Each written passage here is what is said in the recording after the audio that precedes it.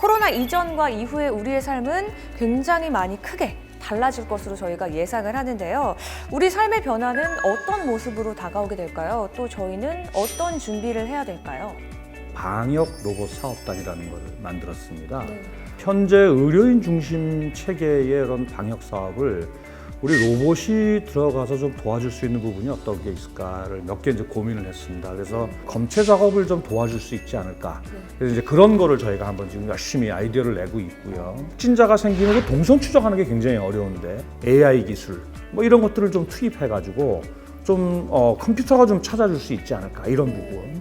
자가격리 시설이 있습니다. 격리 치료 시설이 있죠. 음식물이나 이런 걸 배달해주고 나오는 폐기물들을 없앨 수 있지 않을까. 그 중증 환자를 아주 위급한 상황에서 일부 의료 기기들을 간단한 조작 같은 것들은 좀 일부라도 해주면 그러면 의료진이 만들어가기가 하기는 어렵겠지만 들어가는 횟수를 좀 줄여줄 수 있지 않겠냐 이런 것들이죠. 팬데믹 상황이 되고 나서 치료는 반드시 해야겠지만 그 이전에 예방을 할 수 있는 것이 더 좋지 않을까. 청소할 때 한번 쫙 방역을 해주면은 그러면 항상 바이러스의 클린한 그런 환경을 미리 만들어 놓을 수 있지 않을까. 소위 자외선 LED라는 걸 이용해가지고 UVC LED를 개발해가지고 그 UVC LED를 로봇에 달아가지고 아무도 없는 공공에 퇴근한 다음에 로봇이 돌아다니면서 방역을 다 하고 다니는 거. 이런 것들이 소위 저희들 이제 과학 기술이 이런 사회에 좋은 보답을 할 수 있는 팬데믹 상황에서 우리를 좀 벗어나게 한다거나 하는 그런 일로 도와줄 수 있지 않을까 그런 일을 하고 있습니다. 네, 정말 좋은 취지인 것 같고요. 안전을 생각해서라도 인간을 대신하는 이 로봇의 기술이 더욱더 많이 좀 개발됐으면 좋겠습니다. 최선을 다하겠습니다. 네, 로봇이 혹시 일상 속으로 들어오게 된다면 저희가 일자리를 잃게 되는 건 아닐까요? 네. 많은 분들이 그런 이야기를 하시는데 네. TV에 나왔던 농담입니다만은 다 놀면 소는 누가 키우냐 그런 것처럼 아니 다 집에 있고 다 격리를 하면 그럼 일은 누가 하나. 우리가 쓰고 있는 가전제품 모두를 통틀어서 스스로 움직이는 기능을 가지고 있는 건 로봇밖에 없습니다. 거꾸로 이야기하면 우리는 그렇게 움직이는 기능을 갖는 거를 로봇이라고 이야기를 합니다. 뭐 배달을 하는 로봇이라든가 그 다음에 식당에서 서빙을 하는 로봇이라든가 이런 것들이 또 방역을 하는 로봇들이 막 나오고 있거든요. 그래서 여러분들께서 상상하시는 미래가 즉 로봇이 일상화되는 그 미래가 성큼 다가온 것만은 사실입니다. 그러다 보니까 방금 우리 아나운서 분께서 질문을 하셨던 것처럼 일자리 잃는 거 아니냐. 누구도 예측하기 어렵습니다. 사실 쉽지 않은데 그러면 우리가 과거의 예를 역사를 돌이켜 볼 수밖에 없죠. 그 변화를 야기한 것이 과학기술임에도 불구하고 전체적인 일자리의 총 개수를 보면 절대로 줄지 않았다는 사실입니다.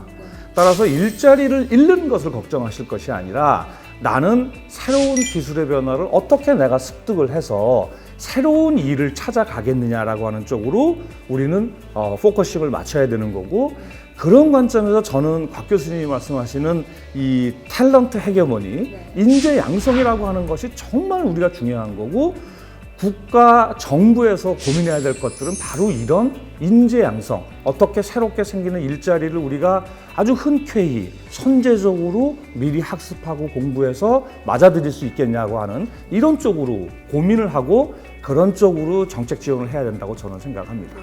그렇다면 이일수 교수님의 의견은 어떠세요? 우리나라가 생존하는데 우리나라가 역사 속으로 사라지지 않게 하기 위해서 꼭 필요한 기술은 뭘까? 우리 이거 한번 생각해 보자. 물, 에너지, 그리고 자원, 식량, 인구, 안보, 재난. 그래서 7개를 이제 국가 생존 기술의 이제 주요 키워드로 삼고 이거에 대해서 계속 이런 거를 하기 위해서 뭘 해야 될까? 과학자의 윤리, 과학자의 사회 역할, 사회적 책임이라는 것이 기본적으로 우리가 국가가 어떻게 생존할 수 있는 기술을 내 개인을 위한 기술 개발이 아니고 국가를 위한 과학기술자가 돼주기를 바란다는 내용을 말씀드리고 싶네요. 네, 좋은 말씀도 감사합니다. 그럼 이번에는 곽재원 교수님의 의견이 궁금합니다. 1학년 세대가 없어졌다 그래요 지금. 그다음에 직장의 1년 차들이 사라졌어요. 못 들어가요. 그래서 그 인원이 195만 명이라 그래요. 그러니까 195만 명이 이러한 비대면 사회 속에서 그 원격 교육을 통해서 하고 있는 그러면 인간성이라든가 여러 가지 문제가 많이 소실되지 않겠습니까?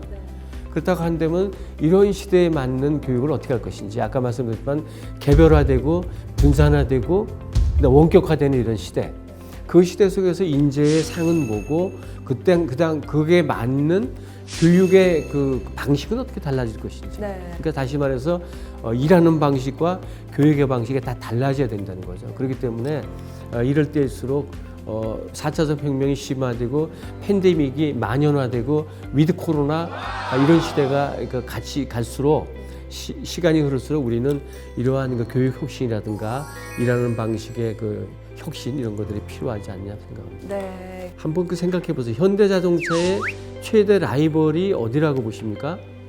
현대자동차의 최대 라이벌은 도요타 자동차나 폭스바겐이 아닙니다. 지금은 구글이거나 우버입니다. 왜냐하면 구글이 자동차 안에 소프트웨어를 다 제공하기 때문에 자동차 만드는 것보다 소프트웨어 값이 더 비싸거든요. 자동차 값보다. 그렇기 때문에 구글이 훨씬 더 이익을 많이 차지하는 자동차 하나 만들었을 때 그렇기 때문에 현대자동차는 구글처럼 변하지 않으면 안 된다는 위기의식을 갖고 있고 또 하나는 우버라는 게 나와갖고 이제 이른바 공유 경제를 하기 때문에 다른 사람들이 웬만하면 차를 안 사고 공유 차를 사려고 하기 때문에 자동차 시장 자체가 작아지는 거죠. 그러니까 지금까지는 시장의 몫을 갖고 경쟁을 하던 시대에서 어느 콘텐츠 갖거나 쉐어링 이코노미 속에서 공정에서 어떻게 갈 것인지 서비스를 어떻게 줄 것인지가 과제가 되는 거죠. 그렇기 때문에 현대자동차의 라이벌은 과거의 라이벌이 아니고 새로 생기는 기업들과의 라이벌이고 이것이 우리가 지금 맞이하고 있는 4차 현장입니다. 혁명의 현장입니다. 네. 누가 물어보면 당신의 회사의 직장 그 사장이 누굽니까? 대표가 누굽니까? 그럼 my boss is algorithm 이렇게 되는 거죠. my boss가 아무개 씨가 아니라 my boss is algorithm 이런 시대가 올지도 있는데 그것은 디스토피아적인 시각이고 기계는 심학습하고 이럴 때 인간은 평생 학습으로 가서 이거 갖다 끌고 나가야 된다. 그래서 기계 AI하고 인간이 같이 공존하면서 끌고 나가는 그래서 그러나 인간이 리더십을 갖고 끌고 나가는 그런 시대를 만들어야 되지 않느냐. 그래서 과학기술 쪽도 그런 쪽으로 우리가 그 시대 흐름을 보면서 그런 쪽으로 우리가 그 정책을 끌고 나가지 않냐 생각합니다. 네. 다른 정부도 과학기술 예산을 정부 예산을 많이 올려왔지만은 특별히 이번 정부는 20조 원으로 시작해갖고 아마 30조 원으로 끝나는 아주 어마어마한 그 R&D 예산이 투입되는 정부가 될 것 같습니다. 그런가 하면은 민간까지 합친다 하면 100조 원 시대가 되거든요. 이런 엄청난 R&D를 이제 민간하고 정부가 투입했을 때 그러한 정부의 한국판 뉴딜 정책하고 기업의 성장 전략하고 국민의 안심 안전 풍요로운 어떤 그 삶의 어떤 향한 어떤 비전하고 이 세 가지가 어떻게 조화를 이루느냐 그것이 한국의 그 앞으로의 그 아주 승패가 달린 게 아닌가 보면서 또 하나는 시기적으로 봤을 때 현재 우리는 작년 말부터 시작해서 이거 현재는 위드 코로나 시대입니다. 코로나와 같이 더불어 사는 시대고 그러면서 속으로는 포스트 코로나 이 코로나를 갖다가 어떻게 넘기고 달라진 이 변화 속에서 내가 어떻게 적응할 것인가 하는 것이 포스트 코로나인데 앞서 말씀드린 이 세 가지 전략이 같이 뭉친다면은 비하인드 코로나가 되는 거죠. 이것을 뛰어넘어서 새로운 성장 시대를 우리가 선도해 나가는 그래서 현재로서는 지금 당장 급한 코로나를 어떻게 견디냐 방역 대책도 시작해서 나중에는 위드 코로나, 포스트 코로나, 비하인드 코로나까지 해서 코로나 시대를 완전히 벗어나는 이런 세 가지의 타임스팬을 놓고 고민이 될 시기가 아닌가 생각합니다. 네, 좋은 말씀 감사합니다. 네, 오늘 오상록, 곽재원, 이일수 교수님과 함께 과학자들의 사회적 역할에 대해서 이야기 나눴습니다. 교수님들 어떠셨나요? 예, 뭐 저도 이렇게 말씀 나누면서 이 교수님이나 곽 교수님한테 많은 것을 배웠습니다. 네. 이제부터라도 우리의 화두를 인간 중심의 과학기술 이런 어떤 화두를 하나 만들어 놓고 여러 가지 그 정부 정책이나 투자의 전략이 만들어졌으면 하는 바람입니다. 계절 샤프트 이익 지상주의로 개별 지상주의 이런 식으로 가던 것 같다가 거기다가 제동을 걸고 개마인 샤프트 공동체적 그 사회를 갖다가 유도해 나가는 하나의 갈림길이 되는데 과학자의 역할이 과학자라든가 과학기술의 역할이 굉장히 필요한 게 아닌가를 절감하는 어떤 그런 그 오늘 그 회의가 토론이 됐다고 생각합니다. 영국 언론에서는 가디언에서 기후 변화라고 이야기하지 말고 기후 위기라고 정확하게 이야기를 하자. 꽃밭도 혼자 피어서는 꽃밭이 안 된다.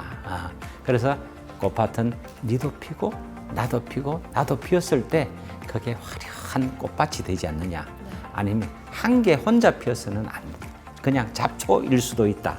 그랬는데 기본적인 생각, 사회적으로 내가 무슨 역할을 할 것인가 생각을 조금씩 가짐으로써 우리가 역할을 다 할 수 있지 않느냐. 저는 그렇게 생각합니다. 네, 좋은 말씀 감사합니다. 오늘은 여기서 마치겠습니다. 예, 수고하셨습니다. 감사합니다.